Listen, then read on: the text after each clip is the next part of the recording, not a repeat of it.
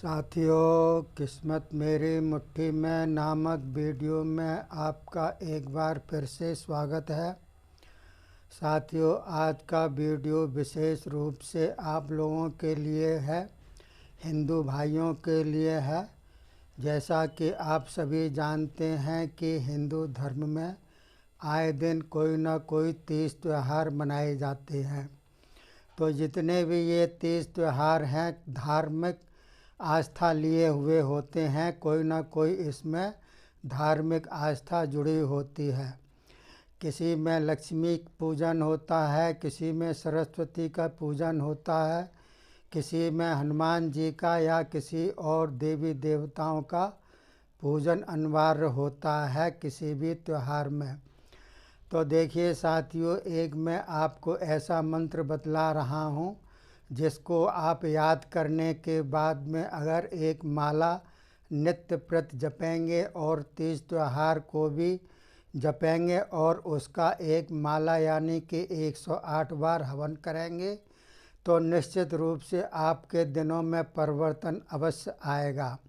और ये कंटिन्यू आप करते रहिएगा तो हमारी ये पूर्ण विश्वास है और ये हमारा ये आजमाया हुआ है कि ये मंत्र सभी कार्यों में सफलतापूर्वक आपको जो है काम में आता है। और देखिए, इस मंत्र में ब्रह्मा विष्णु महेश तीनों देवता निहित हैं, यानी कि सृष्टि के कर्ता, सृष्टि के रचयिता और सृष्टि के संहार करता ब्रह्मा विष्णु महेश। और 9 ग्रह हैं जो कि ज्योतिष के अनुसार 9 ग्रह होते हैं, सूर्य से लेकर के राहु केतु तक। और 9 ग्रहों का इसमें समावेश है और सभी ग्रहों का भी इसमें समावेश है इस मंत्र में। और इसके अलावा मैं आपको एक यंत्र बतला रहा हूँ 9 ग्रह का। एक ये यंत्र होता है जिसमें आड़े और तिरछी रेखाओं का योग 45 होता है। 45 का मूल अंक 9 होता है। 9 चूँकि ये अंक ईश्वर प्रदत्त है, ये अंक शास्त्र के अनुसार किसी को नहीं दिया गया है और ना ही 0 का अंक दिया गया है। और 0 और 9 का अंक जो है ईश्वर प्रदत्त है, प्राकृतिक है। तो ये इसमें 9 ग्रहों का 9 तक अंक आता है, मूलांक आता है, आड़े तिरछी या का योग जो भी होता है। और इसमें आड़ी रेखाओं का भी अगर आप योग जोड़ेंगे तो इसमें 45 ही आएगा। 45 का मतलब होता है 4 + 5 = 9, यानी कि 9 मूलांक होता है और 9 ही ग्रह होते हैं। इसलिए ये विशेष रूप से यंत्र भी है। आप किसी भी पवित्र दिन तीज त्यौहार पर यानी कि जो दिवाली आ रही है उस दिन आप इस यंत्र को भोजपत्र पर निर्माण कर सकते हैं अनार की कलम से। और भोजपत्र पर इसको करिएगा अष्टगंध की स्याही से और मढ़वा करके पूजा स्थल पर रख दीजिएगा और प्रतिदिन एक माला मंत्र की जपिएगा और इसके सामने घी का दीपक निरंतर जलाइएगा तो ये विशेष रूप से प्रभावकारी होगा। देखिए, यहाँ पर मैंने ये यंत्र दिया हुआ है। इसमें इस प्रकार से योग आता है 45 और इस प्रकार से भी योग 45 आता है। और इस प्रकार से भी आप जोड़ेंगे या इस प्रकार से भी जोड़ेंगे तो भी 45 ही आता है। और एक अंक किसी भी लाइन में दोबारा नहीं लिखी गई है, एक अंक एक ही बार लिखा गया है, चाहे इस प्रकार का लाइन हो चाहे इस प्रकार की लाइन हो। तो इसको आप भोजपत्र पर बनाइएगा और ये मंत्र लिखा हुआ है, ओम ब्रह्मा मुरारी त्रिप्रांतकारी भानु शशि भूम सुतो बुधश्चा गुरुश्च शुक्रः शनिराहु केतु सर्वे ग्रह शांतिकरः भवन्तु श्री सर्वदेव नवग्रहादीनाम नमः। तो ब्रह्मा मुरारी यानी कि पहले ओम आया है, बीज मंत्र आया है जो कि सर्वश्रेष्ठ है।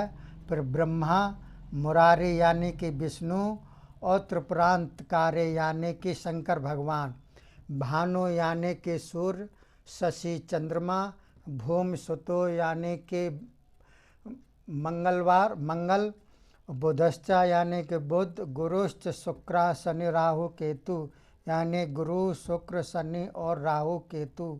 सर्वे ग्रह शांतिकरः भवन्तु, सभी ग्रह शांति करें, ऐसे हम उनकी कामना करते हैं। और श्री सर्वदेव नवग्रहादीनाम नमः, सभी ग्रहों को हाथ जोड़ करके नमस्कार करते हैं। इस प्रकार से आप एक माला डेली जपिएगा और इसका प्रभाव देखिएगा, अत्यंत तीव्र प्रभावकारी होगा। आपकी कुंडली में कोई सा भी ग्रह खराब हो और कैसा भी नीच का ग्रह हो, वह आपका ग्रह शांत होगा। शांत होगा तो आपके जीवन में परिवर्तन अवश्य आएगा। यह निर्धन लोगों के लिए भी है और जो भटके हुए हैं उनके लिए भी राह दिखाने वाला ये तंत्र और मंत्र है। ये मंत्र शिरोमणि है, मंत्रों में शिरोमणि है, यानी कि इसके जैसा प्रभावकारी कोई भी मंत्र ना हुआ है ना होगा, क्योंकि ग्रहों के पीछे ही सभी देवी देवताओं का जन्म होता है। जैसे कि श्री रामचंद्र जी की आप कुंडली देखिएगा और कृष्ण जी की कुंडली या किसी भी पापी की यानी कि रावण की कुंडली देखिएगा, उसमें जो ग्रह दशा लिखे हुए हैं कि उन्हीं के अनुसार उनका जीवन निरंतर चला है।